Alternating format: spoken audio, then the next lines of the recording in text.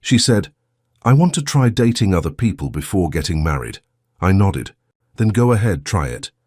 That very weekend, I went on a beach trip with her attractive co-worker, the one who had once admitted she had feelings for me. The next morning, my phone wouldn't stop ringing. It was just another quiet afternoon. Claire and I sat at our usual cafe, talking about random things, her new project, weekend plans, the coffee being too strong. Then she looked at me and said, with the calmness of someone ordering another coffee, "I think I want to start seeing other people." For a second, time slowed.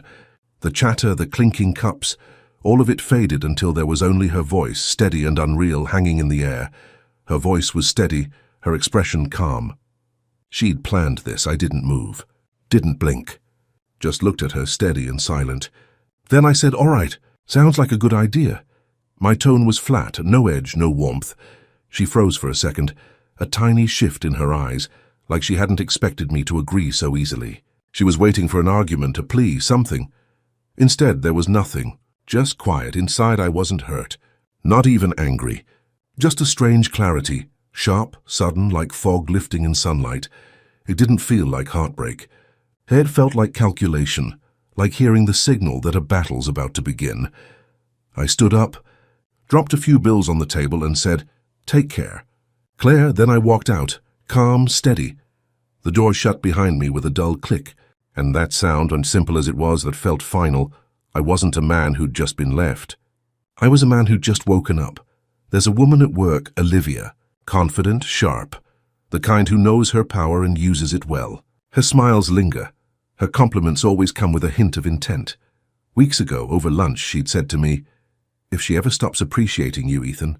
I won't hesitate. I laughed it off, but the line stuck. Olivia wasn't bluffing. She's the kind of woman who says what she means. And I've always kept a respectful distance, but I'd be lying if I said the idea hadn't crossed my mind. That night, driving home, I heard Claire's words again, that calm voice asking for space, and right after, Olivia's voice echoed in my head, "I won't hesitate." I smiled to myself. Yeah, I thought, maybe it's time to stop waiting too. Claire believed she was the one testing the limits, that she had the upper hand. "She thinks she's experimenting," I muttered. "Cute. But she doesn't realize I'm the one setting the rules." The pain was there somewhere, but distant, like background noise. What I felt more than anything was control. I rolled down the window, let the cold night air hit my face. It felt cleansing. This wasn't the end. It was a reset. She wanted freedom? Fine, so would I, but on my own terms. From this point on, I wasn't reacting. I was directing.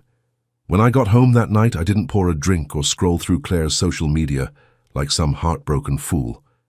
I took a shower, made a black coffee, and sat down at my desk. My mind was quiet, and too quiet.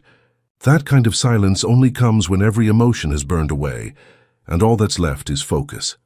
I opened my phone, not to check her feed, not to send a message I'd regret. I knew better than that. Instead, I opened Olivia's chat. "Claire and I are taking a break," I typed. "Got any plans this weekend?" Thinking of a quick beach trip to clear my head. I paused before hitting send, not because I doubted myself, but because I wanted to feel that moment, the shift from reaction to action. Then I sent it direct, confident, zero subtext, not because I wanted her, but because she represented something simple, a reminder that I could still choose, even after being chosen against. It took her less than a minute to reply. "No plans. Beach sounds perfect. I'll drive." I smiled. Exactly as expected. See, people think control comes from manipulation. It doesn't. It comes from knowing the outcome before the move is made. I didn't need to chase Olivia. I just opened a door I already knew she'd been waiting to walk through. I set the phone down, leaned back and closed my eyes. Claire thought she'd taken something from me. Power, stability, identity. What she didn't understand was that I don't lose those things.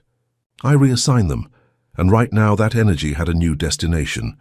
The next few days were routine, or at least they looked that way. Work, gym, sleep. But beneath the surface, I was preparing. The trip wasn't about Olivia.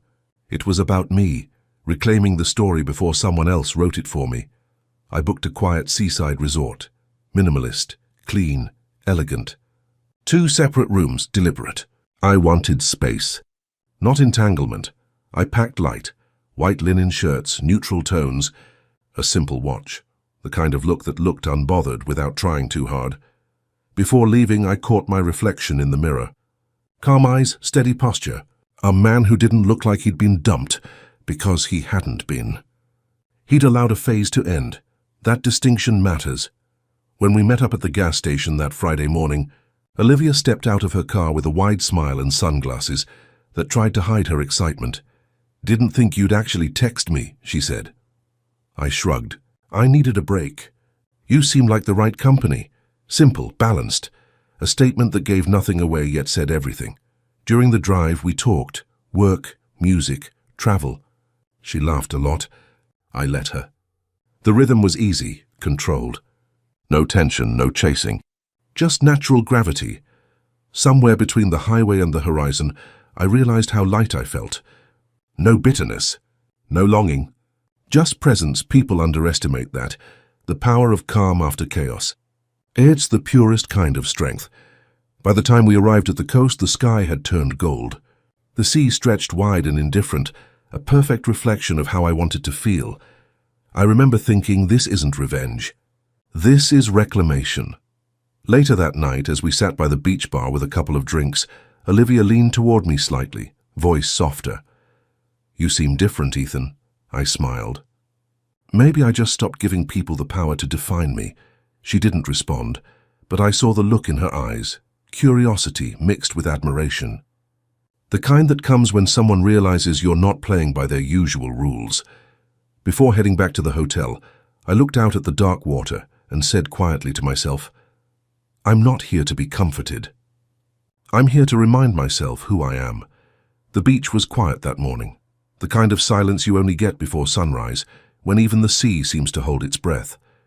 Olivia and I had arrived the night before. 2 rooms just like I planned. She'd offered to share one, half teasing, but I'd smiled and said, "Let's keep it simple.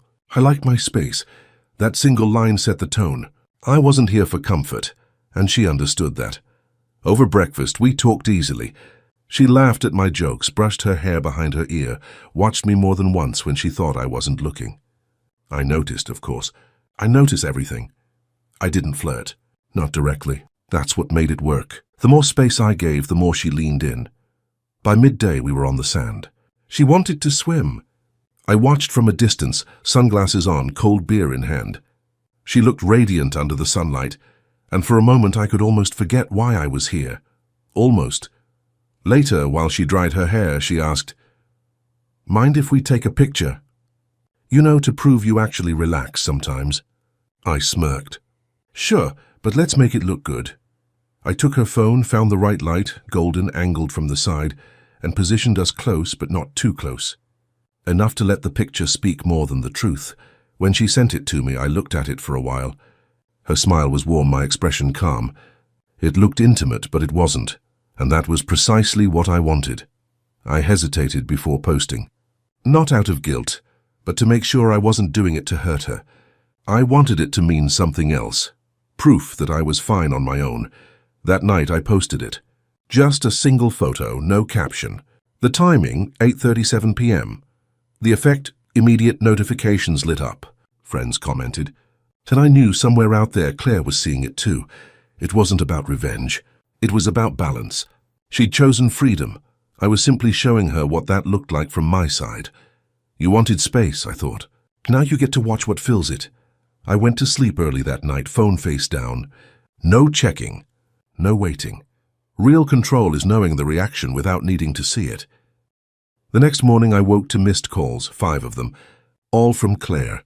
Messages followed. "Who's that girl? So that's how fast you move on? Are you trying to hurt me?" Each one shorter, more frantic than the last. I stared at the screen for a long moment, then set the phone aside. For a brief moment, instinct told me to reply, to comfort, to explain. Old habits die hard. But that moment passed and silence felt stronger, made coffee, opened the curtains. The ocean shimmered under the morning light, endless and indifferent. That's when it hit me, the irony. For weeks she had the power. Now, without a single word, I had taken it back. Olivia knocked on my door a little later. "Morning," she said softly. "Everything okay?" "Perfect," I replied. And I meant it. We spent the rest of the day exploring, laughing, driving down the coast with the windows open. I let myself enjoy it. Not because I needed distraction, but because I could. By late afternoon, I checked my phone again. More messages, please answer. I need to talk. Can we meet when you're back? I didn't reply. Not yet. Instead, I took another slow sip of coffee, leaned back and smiled faintly. People mistake silence for weakness, but silence, when used right, is dominance. That night, I finally sent one message back. What's wrong? I'm busy. Nothing cruel. Nothing defensive. Just cold precision.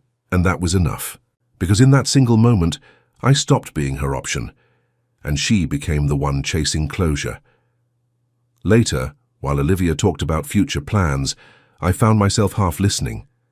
My mind was elsewhere, not on Claire, not even on the past. Just on the strange calm that had replaced it. It wasn't satisfaction. It wasn't pride. It was peace, the kind that comes when you finally realize you're not defined by someone else's choice. As the night grew darker, I walked alone down the shoreline. The air was cold, the tide pulling at my feet. I thought about how easily control shifts, how it's never taken, only surrendered. Claire had surrendered hers the moment she played the game, and I had won mine back by refusing to play at all. I didn't need to punish her. The distance itself was enough. When I turned back toward the hotel, I checked my phone one last time. Another missed call. Another message I didn't open. I smiled. You taught me the rules, Claire, I whispered. You just didn't expect me to master them faster.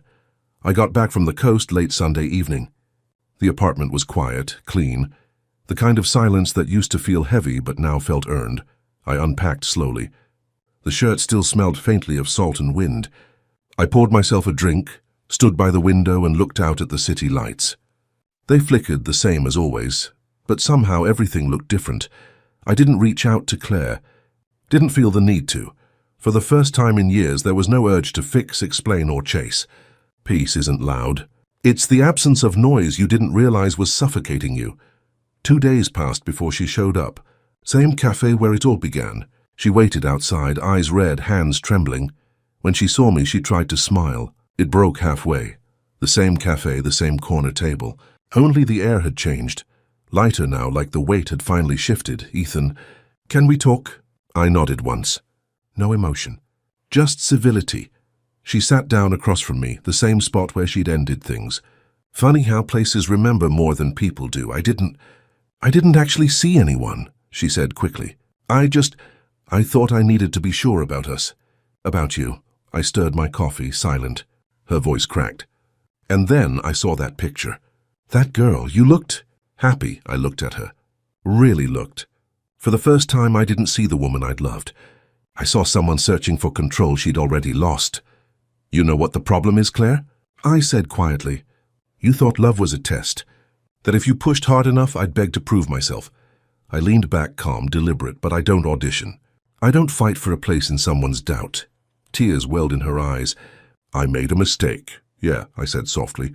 You tested the wrong man. For a moment, neither of us spoke. The cafe hummed around us, the sound of other lives continuing, indifferent to ours. She reached across the table, voice barely above a whisper. Can we try again? I looked at her hand, then at her face, and I realized the final truth. I didn't want her back. Not out of anger, just clarity. No, I said simply. The experiment's over. She blinked. So that's it? That's it. I stood up, left a few bills on the table. Before walking away, I added, not to hurt her, but to free myself completely. You thought you needed to find out if I was the best for you. The real question was whether you were right for me. Her tears fell, but I didn't stay to watch. Outside, the air was sharp, almost cleansing. Each step away from that cafe felt like shedding a weight I didn't realize I'd been carrying. For the first time in a long time, I wasn't reacting to someone else's story. I was writing my own again. I walked past the glass window and caught a glimpse of my reflection, steady, unbothered, alive. I smiled. Not the smile of victory, but of understanding. Freedom, I thought. Not from her, from the man who once needed her. And with that I kept walking.